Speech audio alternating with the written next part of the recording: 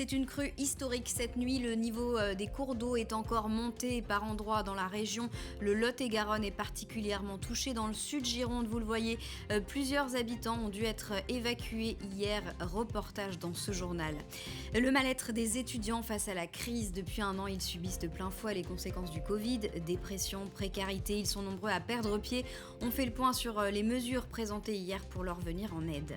Les Girondins de Bordeaux écrasés par Lille. Les Bordelais se sont inclinés face au leader de la Ligue 1 hier soir au stade Matmut Atlantique. Score final 3-0. Le débrief du match, c'est ce matin dans votre Focus Sport.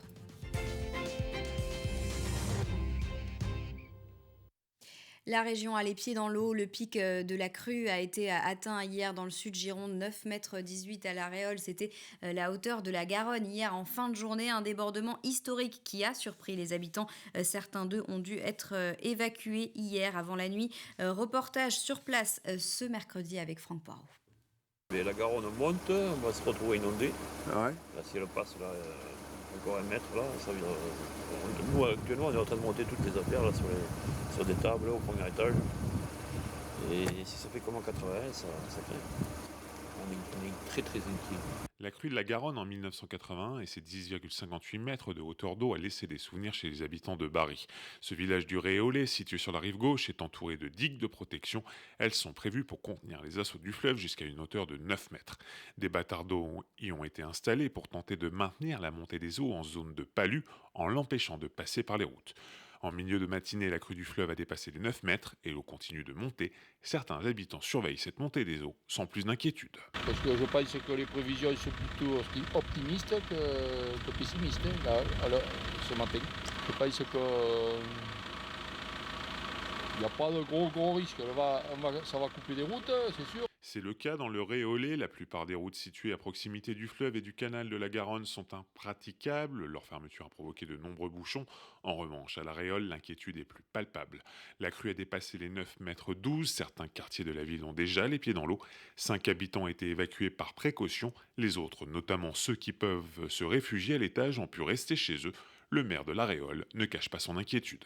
Oui, ça m'inquiète puisqu'on va avoir des quartiers qui vont être inondés, pas par la digue de la Réole, mais par des digues latérales, avec des inondations par derrière les maisons.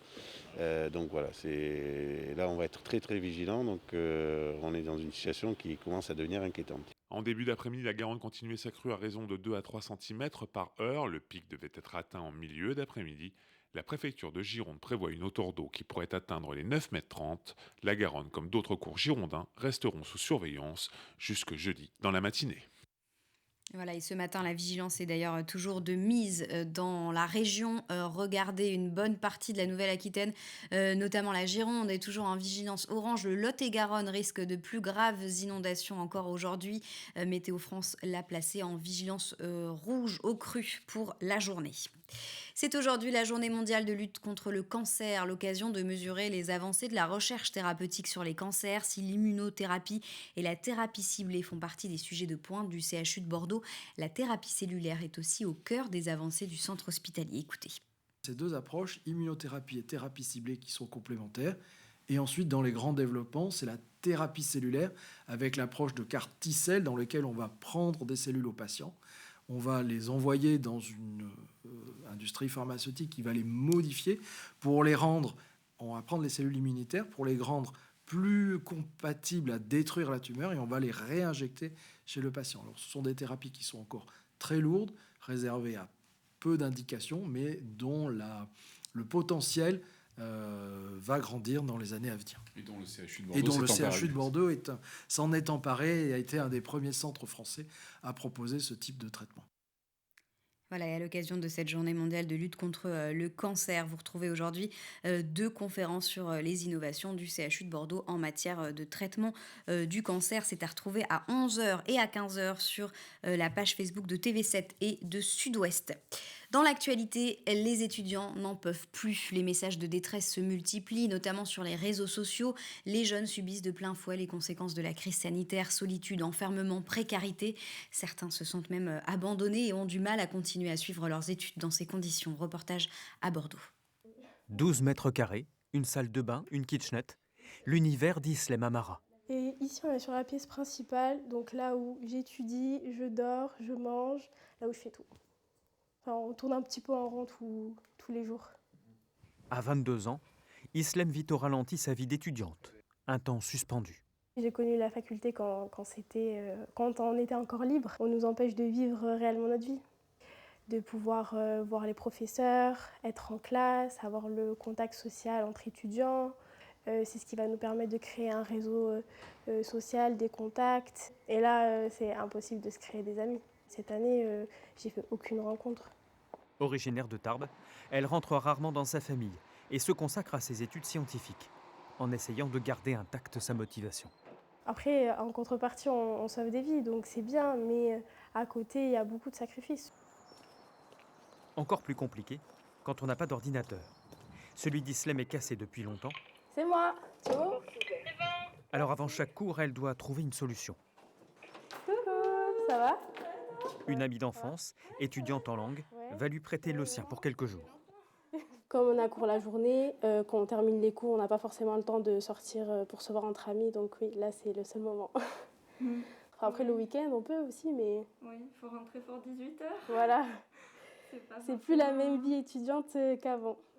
Comme de plus en plus de jeunes, Justine, elle, envisage de suspendre ses études. C'est pas vraiment le moment de tout lâcher et de commencer à travailler, mais les études commencent à devenir compliquées et je me rends compte qu'autour de moi, il y a beaucoup de personnes qui pensent la même chose. Retour au studio pour un cours de génétique. Pendant un moment, elle a dû suivre les cours sur son téléphone. L'ordinateur est plus confortable, mais ce n'est pas l'idéal non plus. Il y a une dominance du phénotype mauve. Toute la journée, rester sur l'écran, que ce soit pour suivre les cours, ensuite à la fin de journée pour travailler nos cours. Oui, c'est usant. Islem ne connaît personnellement aucun de ses 150 camarades de promo. Elle attend des jours meilleurs pour enfin pouvoir les rencontrer. Et pour répondre au mal-être et à la précarité grandissante des étudiants, le gouvernement et l'Académie de Bordeaux ont annoncé plusieurs mesures, notamment une revalorisation des bourses, le restaurant universitaire à 1 € pour tous les étudiants ou encore un soutien scolaire et psychologique. Le Premier ministre Jean Castex doit prendre la parole ce soir pour faire le point sur la situation sanitaire et les mesures en vigueur. Et pour protester contre la situation sociale et économique, notamment celle des jeunes, plusieurs syndicats appellent ce jeudi matin un rassemblement interprofessionnel pour l'emploi. Les manifestants vont notamment défiler contre le plan de relance du gouvernement jugé insuffisant. À Bordeaux, le rendez-vous, vous le voyez, est fixé à 11h30, place de la République. La crise sanitaire qui n'est pas sans répercussions sur l'emploi, certains économistes prévoient un chômage qui devrait dépasser les 10% dans les mois à venir. Et pourtant, certains secteurs d'activité spécifiques ont du mal à recruter. C'est particulièrement vrai pour les intérimaires. Un de ces leaders, Adecco, a donc décidé de mettre en place des contrats apprenants. Il s'agit d'employer en CDI des personnes tout en leur assurant une formation continue pour leur permettre de passer d'un métier sans débouché vers un secteur qui recrute. Franck Poirot. Ils sont 1000 en France, dont 100 sur les départements de la Gironde, des Charentes et Charentes-Maritimes, à signer avec Adecco, un des leaders mondiaux de l'intérim, des CDI apprenants. C'est le cas de Marc Finoël. Après plus de 10 ans d'intérim, il vient de signer ce type de contrat. Durant plusieurs mois, cet électromécanicien va suivre une formation continue au sein d'une société spécialisée dans la production d'enrobés routiers, une façon pour lui de sécuriser son parcours professionnel et de s'assurer un emploi stable à l'avenir. Et du fait de ne pas se retrouver sans aucune formation et dépourvu en fait ne serait-ce que de travail de par la conjoncture actuelle, on ne peut pas entre guillemets se permettre d'être dépourvu de compétences. Avec la crise, le marché du travail intérimaire a complètement été bouleversé. Chez Adecco, cela s'est concrétisé par une baisse de 60% de son activité au printemps dernier. Si la reprise se fait sentir depuis quelques mois, la société d'intérim constate encore un retrait d'activité de l'ordre de 10 à 16% en fonction des départements en Nouvelle-Aquitaine. Certaines entreprises ne parviennent pas à recruter des salariés. Elles n'arrivent pas à trouver des gens avec les compétences techniques spécifiques dont elles ont besoin. L'idée d'Adecco est donc de permettre à ces personnes de les obtenir via la formation continue du CDI apprenant. On a des secteurs d'activité comme malheureusement l'aéronautique sur le sud-ouest qui est en retrait et dans le même temps des activités, notamment dans la construction et en particulier sur la fibre optique, qui nous permettent de prendre les compétences disponibles de l'aéronautique, d'orienter nos intérimaires et nos candidats vers une formation qui va leur faire acquérir des compétences en fibre optique. Si les secteurs de l'aéronautique, de l'événementiel ou encore de la restauration se sont littéralement effondrés en termes de recrutement, d'autres au contraire sont en recherche de main-d'œuvre. C'est le cas de la logistique, de l'e-commerce ou encore de la construction. Adecco, via ses CDI apprenants, souhaite mettre en place des ponts pour permettre à ces personnes de passer de l'un à l'autre. Adecco fait travailler l'équivalent de 3200 temps plein en intérim dans la région. Elle devrait créer 450 CDI apprenants sur ce territoire d'ici la fin de l'année. Voilà les conséquences de la crise sanitaire sur l'emploi en Nouvelle-Aquitaine. On en parle dans un instant avec notre invité. Restez avec nous sur TV7.